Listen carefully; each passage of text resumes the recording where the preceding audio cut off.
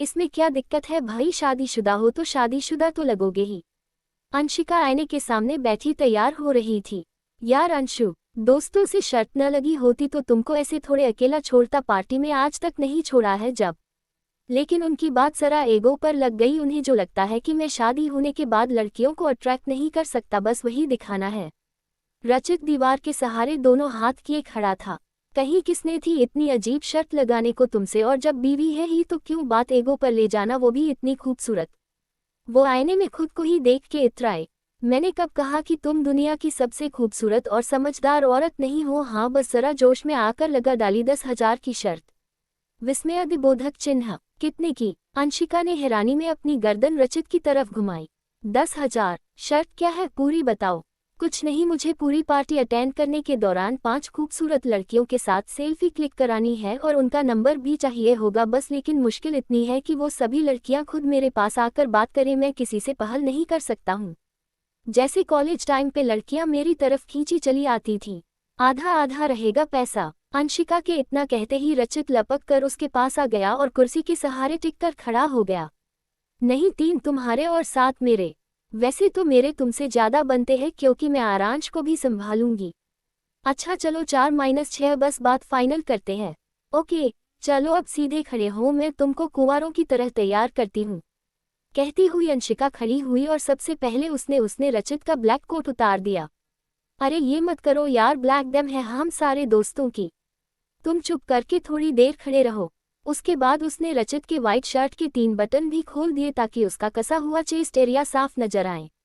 क्या कर रही हो? ये सिर्फ तुम्हारी पर्सनल तिजोरी है, कोई सरकारी बैंक नहीं जो सबके लिए अवेलेबल हो। रचित शर्ट की बटन बंद करने को हुआ लेकिन अंशिका ने उसे रोक लिया। उसके बाद उसने स्लीव्स भी फोल्ड कर दी कोहनी तक। इस बार भी रचित ने उसे रोकना चाहा तो अंशिका बिगड़ पड़ी। तुमको क्या दिक्कत आ रही है? इस बॉडी को मैंने ऐसे ही बनाया है। सुबह सुबह महाराज को उठाओ, जिम भेजो, प्रोटीन तैयार करो, लेकिन फिर मिलता क्या है? इन्हें अपनी बॉडी भी दिखाने में शर्म आती है। अब तक ब्लैक कलर की घड़ी भी रचित के हाथों पर जम चुकी थी। बाल भी मेसी कर दिए गए थे। जानते हो सबसे सेक्सी पार्ट मेल बॉडी का यही होता है लड़कियों की नज़रों में। वो जब कसके मुट्ठी बंद करते हैं न तो पूछो मत, ऐसा लगता है सारा का सारा खून नसों से बाहर निकल आएगा। अच्छा जी, मतलब बहुत ध्यान से देखा जाता है लड़कों को, है न? लड़कों को देखना ही होता तो तुम पर इतनी मेहनत क्यों करती? अब तुम्ही को ही देखने से जी नहीं भरता। ओह, मैं तो मर जाऊं। क्या बन के आई हो भला? बिल्कुल दुल्हन की सारी लाइमलाइट चुरा लोगी आज। कसम से अगर शादी में न जा रहे होते तो। शी, पीछे आरांश गाड़ी में बैठा है यार। जब अंशिका पूरी तरह रेडी होकर बाहर आई तो रचित बिल्कुल फिदा ही हो गया था उस पर, और तब तक उसे ही सांस रोक के देखता रहा जब तक उसकी निगाह उसके हाथ पर नहीं गई। तुम्हारी पस कहाँ है? अरे रहने दो, आरांश को संभालूंगी या पस। आज तुम्हारा दूसरा दिन है, सोच लो। मैं तुम्हारा कोई भी सामान नहीं कैरी करने वाला। कुछ है ही नहीं, बस ये फोन रख लेना जेब में। मेरा फोन कहाँ है? अंदर ही छोड़ आई होगी, बैठो मैं लेकर आता हूँ। दोनों शादीशुदा है, इस बात का पता न चले, इसीलिए दोनों ने अलग अलग गेट से एंट्री ली। रचित एक हाथ पर ब्लैक कोट और एक हाथ में ड्रिंक पकड़े अपने दोस्तों में खो गया और अंशिका आरांश को लिए जान पहचान की औरतों में चली गई। अंशिका अलग स्टॉल पर होती तो रचित दूसरी स्टॉल पर चला जाता। अगर उसके दोस्त अंशिका से बात करने लगते तो वो अंशिका की सहेलियों से मिल लेता। यहाँ तक कि स्टेज पर भी दूल्हा दुल्हन से मिलने दोनों अलग अलग ग्रुप में ही पहुंचे। इतनी देर में अभी तक रचित सिर्फ 2 लड़कियों के साथ ही फोटो क्लिक करवा सका था और नंबर उसे सिर्फ एक का मिला था। ऐसा नहीं है कि उसका ध्यान अपने बच्चे और बीवी पर नहीं है, वो उनको भी बराबर देख रहा था। तभी तो उसे पता चला कि अंशिका कुछ परेशान है। वो जब भी परेशान होती है तो गर्दन के पास बार बार खुजाने लगती है। रचित को ये समझते देर न लगी कि वो क्यों परेशान है, क्योंकि बार बार अपनी गुलाबी साड़ी को ठीक कर रही थी। उसने पहले ही बोल दिया था कि रेस्टरूम यूज कर लो, लेकिन नहीं, उनकी साड़ी की प्लेट्स खुल जाती कहीं तो। मेड चली गई थी तो क्या दोनों यूट्यूब से देख के फिर से साड़ी ठीक कर लेते? पागल औरत। रचित अपने दोस्तों को एक्यूज करता हुआ अंशिका की तरफ चल दिया। अंशिका अभी इधर उधर चारों तरफ नजर घुमा ही रही थी कि पीछे से आकर रचित ने अपनी पैंट की जेब से कुछ निकालकर उसके हाथ में पकड़ा दिया और आगे बढ़कर फीमेल वॉशरूम की तरफ इशारा किया और खड़ा हो गया। अंशिका ने देखा कि वो पैक का पैकेट था। Ah, that's why I love him, crazy man, और फिर मुस्कुराते हुए वॉशरूम चली गई। उसके जाते ही एक लड़की ने उसे दूर से इशारा किया और जब उसने भी मुस्कुराते हुए जवाब दिया तो वो लड़की रचित के पास आ गई। थोड़ी देर की बातचीत के बाद उसने रचित के बिल्कुल करीब जाकर कुछ कहा और अकेले में मिलने का इशारा करती हुई चल दी। उसको इग्नोर करते हुए वो आरांश के पास गया और उसकी छोटी सी जेब में एक लिपस्टिक रख दी। मम्मा को दे देना। बट डैड, आपने कहा था कि मम्मा का कोई सामान नहीं रखेंगे। बेटा, एक जेंटलमैन हमेशा अपनी क्वीन के कंफर्ट का ध्यान रखता है, समझे। थोड़ी देर बाद जब अंशिका आती दिखी तो रचित वहां से निकल लिया। अभी 10 कदम भी मुश्किल से चला था कि उसे थोड़ी ही दूरी पर अंशुमान दिखा। अंशिका, अंशुमान पूरे कॉलेज के फेवरेट कपल और एक दूसरे की जान। रचित कौन? आउट ऑफ सिलेबस एक सवाल। दोनों के परिवार वालों की पसंद, दो के बीच तीसरा और एक लव ट्रायंगल। 5 साल पहले अंशिका से उसकी शादी के कुछ ही दिन पहले दोनों में बहुत मारपीट हुई थी। उस वक्त रचित ही जीत के आया था क्योंकि नशे की लत और उसके गुस्से ने अंशुमान को कमजोर बना दिया था। अंशिका ने भी उसे इसीलिए छोड़ा था। उस वक्त अंशुमान ने कहा था कि वो कभी अंशिका को खुश नहीं रख सकता, उसे कुछ भी ऐसा नहीं दे सकता जो उसे अंशुमान को भुला सके। ये शादी 2 साल भी नहीं चलेगी क्योंकि रचित बहुत जल्द उब जाएगा अंशिका से। वो फिर से इस लव ट्रायंगल को कपल में बदल देगा। रचित तुरंत वहां से पलटा और उन दोनों के पास पहुंच गया।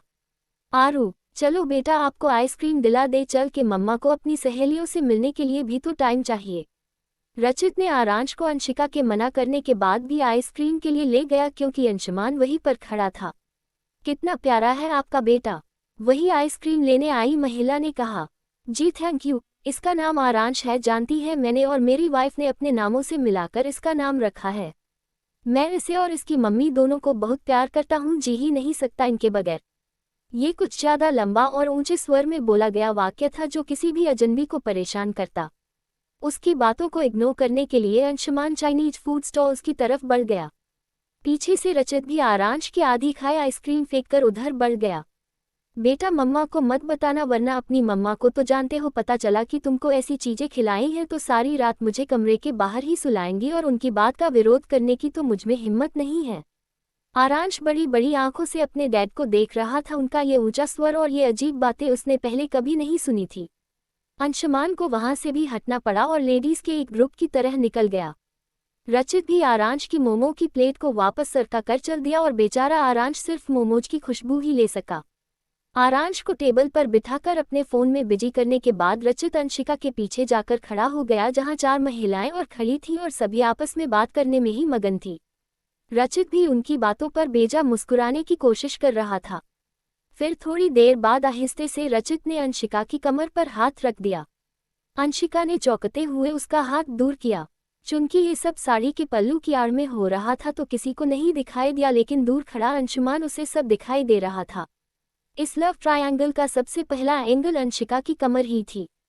दूसरे कॉलेज से आया रचित जब डांस प्रैक्टिस में अंशिका की कमर पर हाथ रख रहा था तो एक लड़के ने आकर ऐसा न करने की सलाह दी थी क्योंकि अंशुमान गुंडे टाइप का था और उसे इस बात से ऐतराज था। बार बार कमर पर हाथ रोक रोक के परेशान हो चुकी अंशिका आहिस्ते से मुड़ी और उसके कान के पास बोली, क्यों अपनी ही पत्नी का वस्त्रहरण करने पर तुले हो? अगर साड़ी खुल गई न तो याद रखना तुम्हारे ही दोस्त की पार्टी है और सब तुम्हारे जानने वाले ही है। अंशिका को कुछ समझ नहीं आ रहा था कि अचानक से अपनी शर्ट भूलकर ये सब क्यों कर रहा है रचित। ये तो बस वही जान रहा था कि वो अंशुमान को हर एंगल से दिखाना चाहता है कि उस लव ट्रायंगल में वही परफेक्ट था। अंशुमान अंशिका के साथ अपना नाम जोड़ते हुए कहता था, दोनों के नाम ए से शुरू होते हैं और वो चाहता था कि खत्म भी एक ही नाम के साथ हो, अंशुमान का सरनेम। वो दोनों एक दूसरे के लिए परफेक्ट है क्योंकि दोनों का नाम एक ही लेटर से शुरू होता है, ऐसा अंशुमान को लगता था। उन दोनों के लिए सब कुछ परफेक्ट ही रहता जब तक कि उनकी कहानी में रचित की एंट्री नहीं हुई थी और उसे भी अंशिका एक ही नज़र में पसंद आ गई थी। कहाँ कॉलेज का बॉस अंशुमान और कहाँ इंटर्नशिप के लिए आया रचित। लेकिन फिर भी रचित और अंशिका की कहानी आगे बढ़ी और बन गया लव ट्रायंगल। रचित बिल्कुल अंशिका के पीछे पीछे ही चलने लगा। कभी आरांश को लेकर कहीं निकल जाता तो कभी अंशिका के लिए खाने को कुछ ले आता। रचित को हमेशा से ही लगता था कि बच्चे प्यार की निशानी होते हैं और उनकी सेहत इस बात की गवाही देती है कि उसकी माँ को कितना प्यार किया जाता है। आरांश तो माशाअल्लाह स्वस्थ है, सुंदर और खुशहाल था। उसके दोनों गाल गुलाब की तरह के गुलाबी थे। इसीलिए रचित अंशुमान के आगे पीछे लेकर आरू को घूम रहा था। वो दिखाना चाहता था उसे कि आखिर उसने अंशिका को दिया क्या है। अब उन दोनों के बीच में कोई लव ट्रायंगल नहीं था, बल्कि एक पिलर था उनके जीने का आधार। आरांश। पार्टी से निकलते समय अंशिका की नज़र अचानक से अंशुमान पर पड़ी, जो अपनी गाड़ी के पास खड़ा किसी का इंतजार कर रहा था।